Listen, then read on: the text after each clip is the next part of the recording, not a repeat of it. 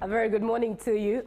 Thank you so much for watching UBC TV this morning. My name is Julie F. Nantaba, and it's time for the agenda. Now, this morning, we're looking at the SAGE program, Social Assistance Grants for Empowerment. And we do have Site Akatkunda, the spokesperson of the SAGE program from the Ministry of Gender, Labor and Social Development, to speak into this. Now, we all have groups of interest, special interest groups that need empowering, and this is the perfect time to ask that question. 0709602592 by text, WhatsApp, and be part of the conversation. Once again, you're welcome, and thank you so much for watching UBC TV this morning. Good morning, ma'am. Good morning, Julie. How are you? I'm very good, thank you. It's a pleasure having you again. Yes, thank you. I've been here a couple of times, yes. And I'm always grateful for the opportunity. Indeed, to speak to the public. Very well indeed. Now, let's start off, of course, with the SAGE program. You've been here to talk about it, but it's always important to have context to these conversations. What exactly is the Social Assistance Grants for Empowerment program? Thank you, Julie. Once again, viewers, I welcome you to this show. A very good morning to you all. Now, the SAGE program is a government program put in place way back, over 15 years ago now, put in place to support the older persons to live a meaningful livelihood. The program delivers a cash transfer, a direct income support, a small stipend to the elderly to help them, fight poverty, to help them live dignified lives, to help them support their families, and also have access to the basics of life. This program started in 2010, like I earlier mentioned. It's over 15 years now. But at that time, we had development partners supporting us to start it off. It started as a pilot in 15 districts. And it has, transformed over the years. It has grown, it has expanded. And as we speak, Julie, this program is present across the country. We are present in all districts of Uganda. And the elderly are receiving their money. By the way, they receive 25,000 every month, but we deliver this money on a quarterly basis. That means every quarter we are in the field to deliver 75,000 to the enrolled beneficiaries. The program does this through a service provider. We work with a bank. We've worked with several banks before, including Post Bank, now Pearl Bank, but currently we are working with Centenary Bank to deliver the grant to older persons aged 80 and above. But you may ask, who really is entitled to this money? It is that older person who is 80 years and above, who is a Ugandan, and who is also registered and possesses a NIN, because the targeting criteria is that we use the NIRA data to go out to the ground and target these older persons with their rightful age, well documented in the national ID data. We are able to verify them and enroll them, and they start receiving the money. This program is a free program. Right. Like I said, it's a government program. You don't have to pay anything to access the SAGE. The only thing you need to do as an older person is to ensure that you have a national ID that clearly stipulates your rightful age. All right. Yes. The last time we were together, still talking about the same program, there was the ideation of this age being lowered to 60 years. Yes. Was that officially approved? How far is it, in case it was approved, when do we expect it to now start, that 60-year-olds and above? Yeah, will be part of the program.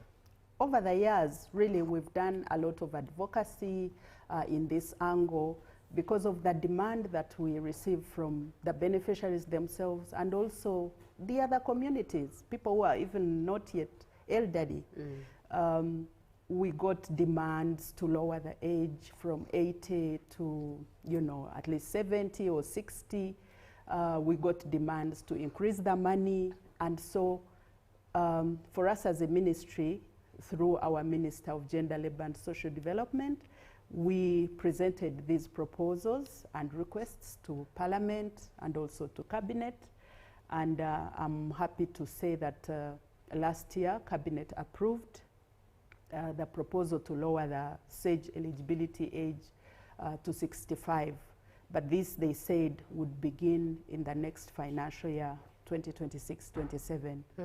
So at the moment, we are waiting for the allocation of the funding because we got an approval of 252 billion to be additional funding for the SAGE. So we are waiting. We are hopeful that if this money is put in the next financial year budget, we will be able to start targeting all older persons aged 65 and above beginning July. Right. Yes. Now, I understand there's something called proof of life. Do we know how to also have registered candidates who are actually dead? Let's dig deep into what the system of proof of life is when it comes to the social assistance grants for empowerment program. Yes. For this year, or this quarter, I should say, because our teams are already on ground paying out the disbursements for January, February, and March quarter. That's the third quarter. We are already paying. So we are doing so many things in the field currently.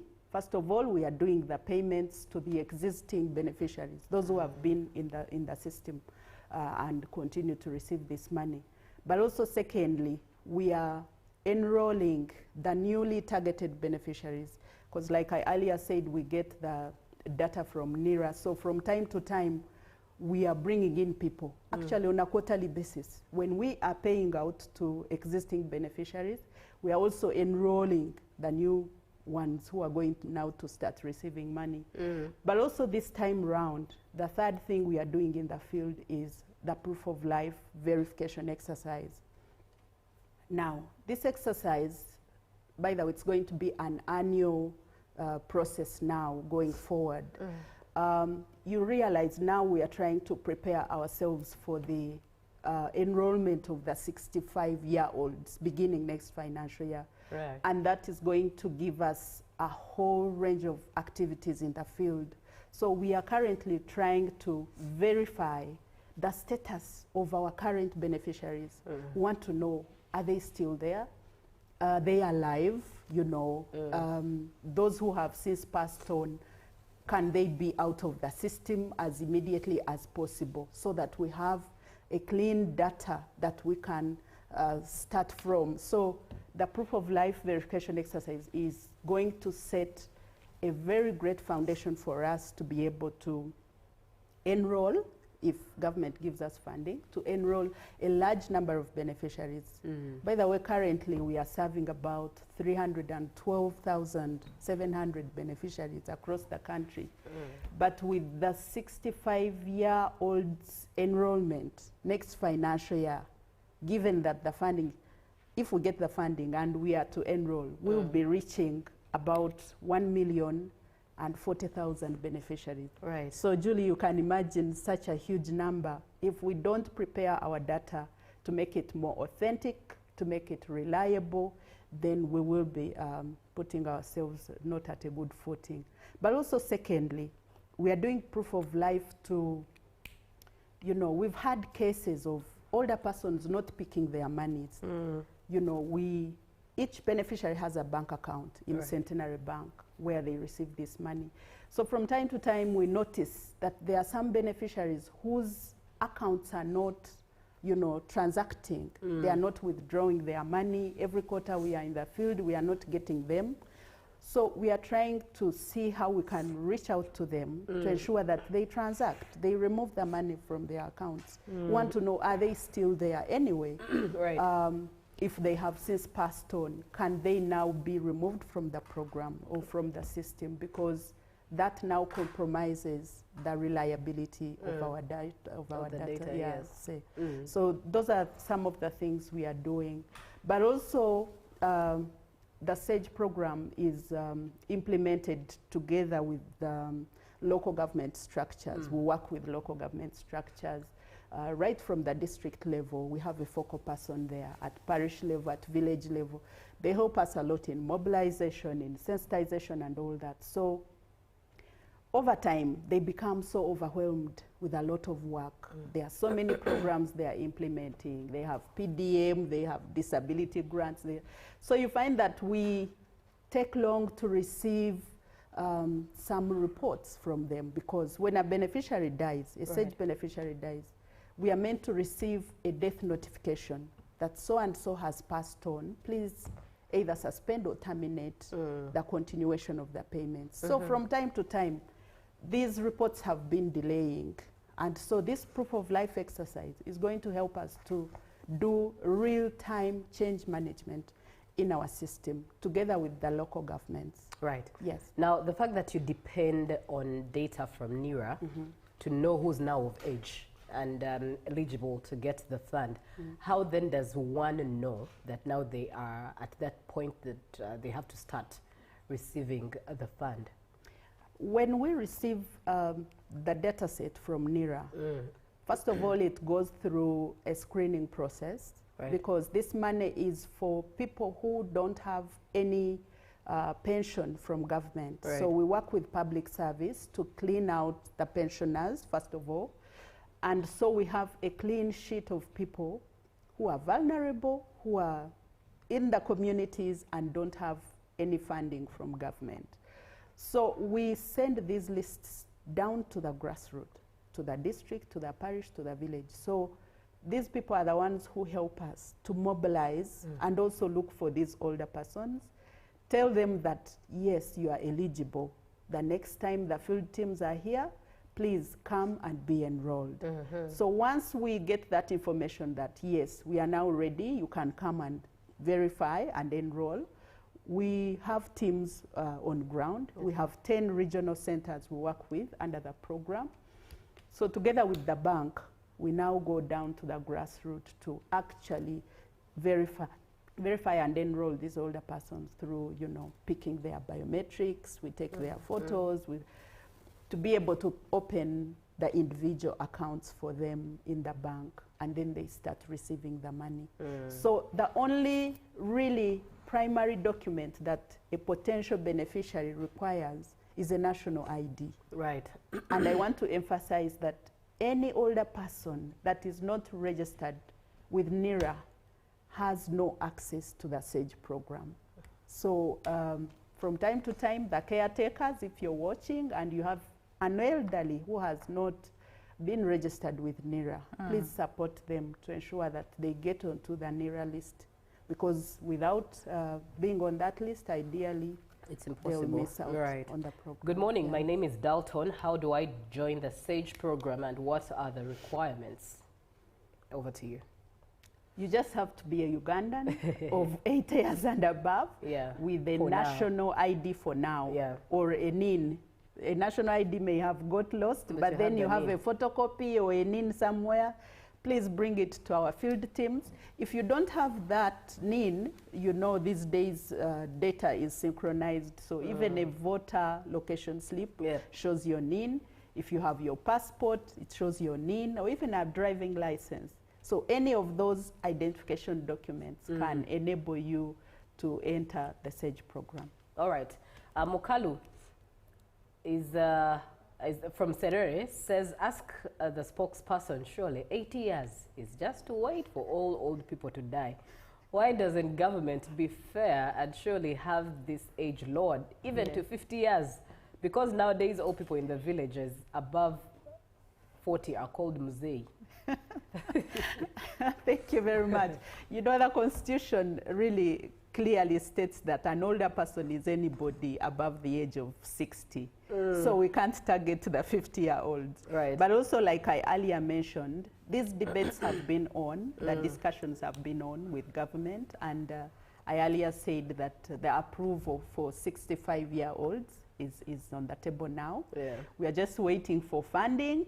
But for us as a program, we are ready. Our machines are ready. And once that funding is allocated in the next financial year budget, we should be able to pick all the 65-year-olds. Right. Yes. Now let's look at some of the milestones that the program has registered in the last 15 years so far. Thank you. This program has done wonders in the lives of those that have benefited from it. You know, from time to time we are in the field to document these impacts, and I know UBC TV has been one of the broadcasters of these impacts through videos and, you know, testimonies from beneficiaries. We've seen many people really gain from this grant. You know, the elderly are doing so many things. You know, already they have a care burden. Yeah. Actually, our survey shows that over 78% of SAGE beneficiaries have children under their care. Another 90% of SAGE beneficiaries spend this money on food, you know, and nutrition issues. So we find that children are able to go to school because an older person is able to buy some scholastics to enable this child access education. So we are seeing education outcomes out of this program. Right. The nutrition, really health and nutrition has improved among the beneficiaries. Many others have actually invested this money. We are seeing a lot of farming on ground because now they are able to hire labor. With their age, really, you don't expect most of them to be in the gardens digging and cultivating. So with this little money, they are able to hire labor, and that has increased their food intake and food production. But also, most importantly, the community economies we've seen them transform. Yeah. Because once the elderly receive money, you should be in the field one of these days to see what happens at the pay point. It's like a marketplace. At one corner, we are paying the SAGE money, but on the other corner, there's merchandise on sale, you know, from foodstuffs to home items, you know. Yeah. So because of that purchasing power with the grant, the elderly are able to get whatever they need, you know, from foodstuffs to home things, utensils, whatever they need to use. So we are seeing a lot of them happy. They also feel valued. They actually call this money the president's money. They are always telling us and thanking His Excellency, the President, for the SAGE grant because of what it has done in their lives. So they are just very great impacts on ground, yeah. Now, with the amount so far being 25,000 per month and of course 75,000 quarterly, do we look forward to now the new financial year where there's increase in budget, of course even the age lowered to 65, do we look forward to also the increase in this money to maybe about a 30 or 40, 35 or 40 onwards? Is there a hope for increase?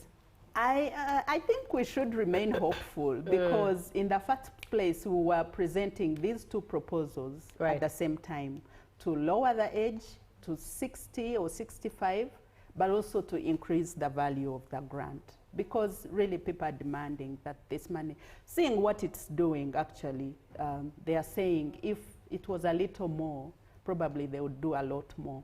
So we are hopeful because Cabinet now said, let's first lower the age, but also we are not going to lay back. We are going to continue advocating for an increment on these monies because our proposal was that at least we add 10,000 so that they receive 35,000, you know, up from the 25,000. So we are hopeful that with continued advocacy and sensitization and also evidence-based, you know, justification of the increment of the value of the grant, we should be seeing some hope in the future. So, yeah.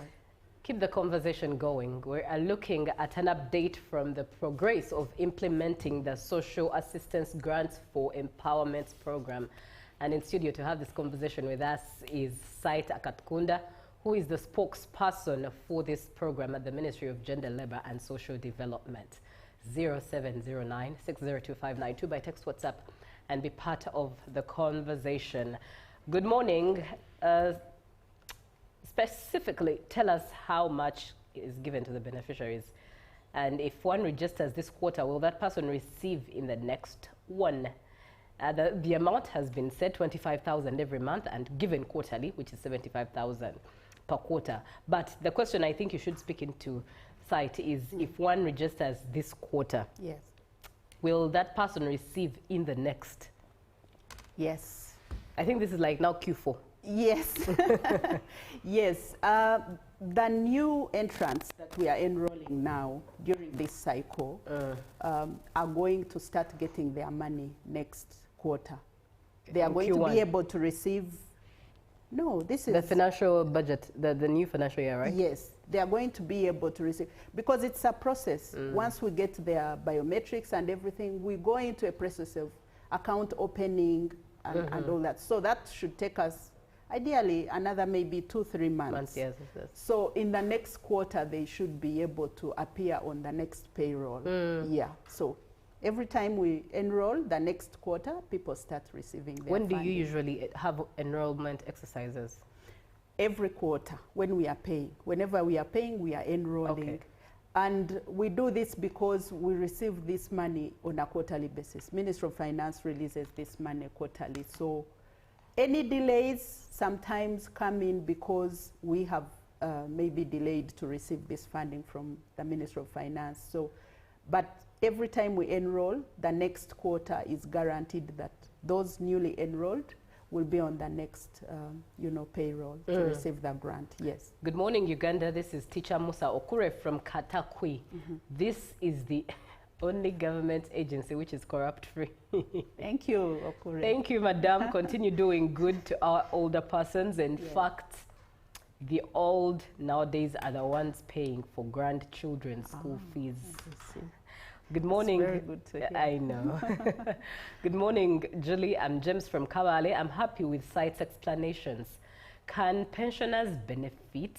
Well, I think no, but please, site, speak into this in all manner of detail and authority, seeing as you are the authority here. Now, this money benefits the vulnerable, the most vulnerable older persons who have no any other income from government. Therefore, pensioners do not qualify to receive the age, because that would mean double dipping, Julie. Yes, that would mean receiving from, two corners from the same consolidated fund, and that would really denying opportunity to one. Denying an opportunity, to another who deserves it more. Yes, So pensioners really are not eligible. Yes. A very nice program. I have an elder in Lira City. He is very proud of the benefits of the program. In the next, I will help you hear from him. Oh, that would be beautiful. Thank you so much. Thank you for that feedback. That's not true. What is not true? I'm LC1, but one has taken over 3 quarters without receiving. All right, so it's not true that every quarter the payment comes through. The person speaking is part of the LC1, and they say that for them it has taken over 3 quarters without receiving any money. Is this Lira? Which district is that? Okay, haven't specified yet. Please specify which district this is. It will be helpful, I believe. Yes, like I said, by the way, that's why we are doing the proof of life. There are beneficiaries who do not come to the pay point when we are on ground paying. So their money stays on account. I earlier mentioned. That means that you're not going to receive your money, but it doesn't mean that it's not coming to your account. Your money is there. I wish I knew that district where they are, because right now on a weekly basis. Wakiso. It says that they're in Wakiso. They're in Wakiso. Wakiso, we are coming to you. Maybe if you'll give me their number, I can tell them the exact dates when we will be in Wakiso, so that that person goes to the pay point. Right. Because I have a feeling that their money is sitting on account. They have missed going to pick up that money in the last 2-3 quarters that he's talking about. And that's why we are doing the proof of life. If that elderly is infirm, by the way, another thing we are doing, in case a beneficiary is infirm, is weak and cannot leave their home, or even hospitalized, during this process of proof of life, you are an LC1, you're a parish chief, you let us know where these people are. They are in hospital, so and so, they are in this home. We have a team on ground that is going to help us to reach out to these people to confirm that they are there. And so in that process, they will be able to cash out, they will receive their money, and also be able to prove, you know, their status. All right. Yeah. Good morning, Uganda. This is Owechitiibwa Kabi Muzafaru Isabiriye, aka Busoga at heart from Ginger City. Busoga is watching in live. Thank you so much for being on the show and following the conversation. Somebody comes through and says, my father died and I was next kin, but 6 months we didn't receive. Where did that money go? When a beneficiary dies, they ideally stop receiving the SAGE grant. But in the event that they had missed some cycles without picking their money, that means their money is sitting on the account. Now, what happens is that a family is supposed to sit and choose a next of kin, who is then reported to our regional staff through the parish chief to say this person died, but the family has chosen this person, with like a one-pager family resolution to say, yeah, this is what it is, and this is the next of kin. So the program uses that to pay out that money, the account balances to the next of kin, and then the account is closed. So in the event that we don't get that information, that so-and-so died, and that's why we're doing the proof of life, to even clean out the people who have since died, and we are not getting the notifications, the death notifications. We are not seeing the next of kins coming out to pick this money. But that money could be on account. My request is that once you hear an announcement or any message or any notification from a local government leader, please reach out to our teams and see what is happening. Just go with your national ID if you're next of kin, and that notification from your family to say, I'm the one who was appointed to receive this money, and that money will be given to you. This is Rosemary from Mutungo. Thanks for the show. This program is targeting the elderly, but in the villages there is a mindset that when that elder person has children working in government, the villagers will prohibit this elderly from benefiting from this grant. Please clarify on this. This money, like I said, is free. It does not target whether you're rich or you have rich children. No, you are entitled as long as you're not a pensioner. And I don't know who really would deny an older person to be enrolled, because we've seen many cases, even where older persons have well-to-do children, they are being supported financially, but they are always so proud to receive this government money. They are come money, they call it. They are always so waiting. Yeah. My mother is a beneficiary, and I really support her, and I'm proud of that. But I can't even send her enough. She's always asking me, when are they coming next? When is Museveni's money coming next? She's always waiting for that money. So something about Museveni's money. Oh, yeah. But anyway, thank you for that clarification. Thank you for this interaction. But please, could you leave us with your telephone number? This is a viewer asking. Wow. For your number. Well, it depends on which number she'll be able to give or how best she'll reach out to you, but we'll see about that. Now let's look at complementary benefits away from the cash grant that's given, the 25,000 Uganda shillings. Yes. Are there any complementary benefits that come with the SAGE program? We are doing well with partnerships, by the way. Okay. We partner with Ministry of Health in so many other activities, because they use our paydays to, for example, screen for leprosy and tuberculosis among the elderly. We've had partnerships with site savers who come to our pay points to help the elderly get some eye care services. We get so many financial institutions coming to give some literacy, updates or sensitization, so that the elderly are able to use their money well, the elderly are able to benefit from these other complementary services. We also get support from other institutions who come to even give them some better agricultural practices, telling them, so this season you can plant this season you can do this. So we have that leverage of partnering with others to be able to even support the elderly with this other so much information. Even for other government programs, we do a prepayment address. Every time we are in the field to pay, there's that session when we first interact with our elderly.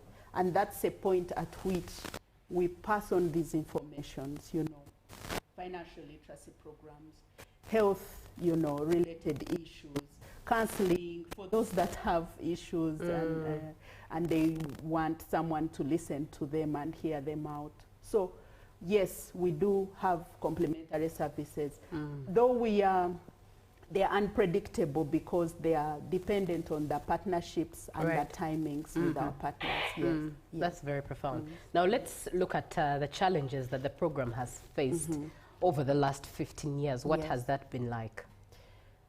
Largely, the challenges are right from the demands, like I earlier said. There's a lot of demand. The older persons are demanding for increase of the money. So that challenge has really not been solved because we are yet to see whether the funding can increase. But like issues like lowering the age, that one is being handled. But also we get challenges of the financing logistics, Looking at the age bracket that we serve, you can tell that most of them are weak and frail. 8 years is not a mean feat. It's quite high. So we get most of them failing to come through to pick their money. And so we should be able to extend the home services, home-based services, home-based enrollments, home-based payments, which we cannot afford at the moment because of those logistical constraints. Basically, those are some of the challenges. But also, like I said, the delayed reporting from the local governments, which really delay our systems. We take long to screen our data, we take long. And so we have made a decision now that actually on an annual basis, we are going to be doing this proof of life to be able to clean our data, to be able to reach out to our beneficiaries and ensure that they get timely disbursements of their monies. Yes. All right. Thank you very much. That is Sait Akatkunda, who is the spokesperson for the SAGE program at the Ministry of Gender, Labour and Social Development. She's been giving us that update on the program, and I believe that satisfactory answers have been given. I'm Daniel from Serere District. My grandmother is now 102 years. Wow. Wow, what a gift of life. But has never got the money. What could be the problem? I would want to hear whether they are registered with NERA, because I earlier mentioned that without NERA registration, you cannot access the SAGE. So if you have their national ID, please find a way of getting it to any local leader for guidance, and she should be able to join the program. All right. Now, in that spirit, what are your parting shots? I just wanted to give an update on, like I said, we are on ground paying. I wanted just to read out a few districts where we are going to be paying, beginning on Monday. We are going to be in Mubende, in Kasanda, in Terego, Soroti, Amolatar, Soroti City, Mbarara, Kalungu and Chotera are already paying, but even within next week, because those are really big districts, we shall remain paying. Butaleja, in Tororo. People of Kotido, get ready. We are starting on Monday. Bugweri, Buikwe, Lugazihia, and Njeru municipality will be in those places next week. All right. Yes. Thank you very much, Sait Akatkunda. It's been such a pleasure learning and getting all this information that is very pertinent at that into our systems. Good morning, Uganda. Up next is Ruben with the sports update. Tomorrow is a Thursday. Can you believe it?